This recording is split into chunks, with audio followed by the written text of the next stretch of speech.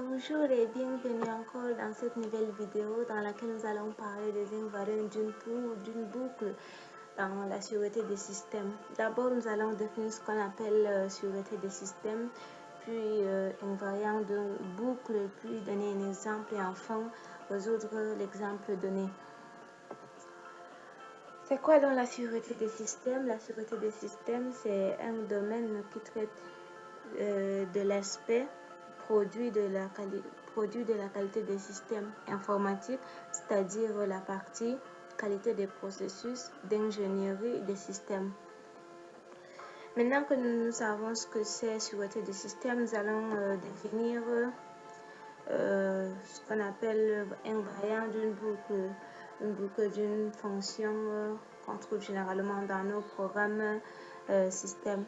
On appelle donc un variant d'une boucle une propriété qui, si elle est vraie, avant l'exécution d'une itération, le demeure après l'exécution de l'itération.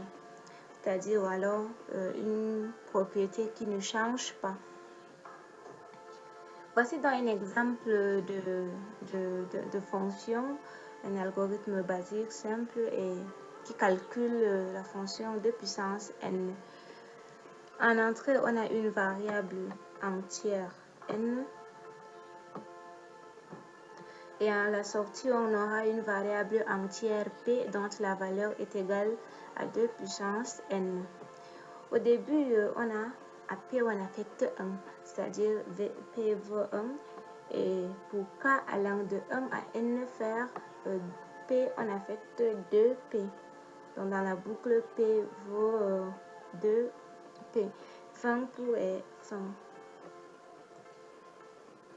À partir de cette fonction, nous allons déterminer son invariant et le prouver à partir de certaines valeurs de k et de p.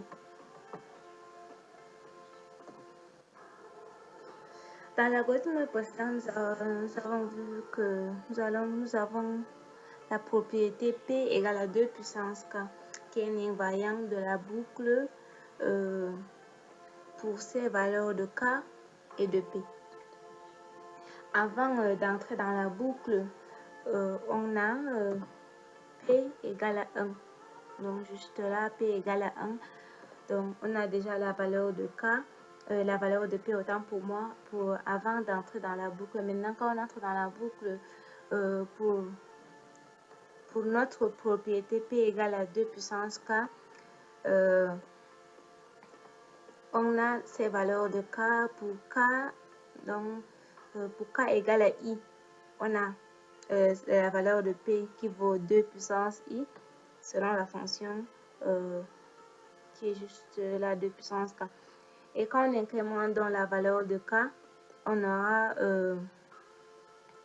à i, on atterrit à i plus 1.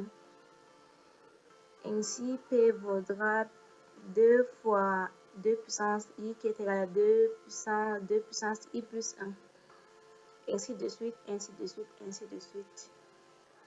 Ça y est, c'est terminé donc pour cette vidéo d'invariant de groupe. J'espère que vous avez compris le principe. Merci d'avoir regardé la vidéo et n'oubliez pas de vous abonner, de liker et de partager la vidéo. Merci.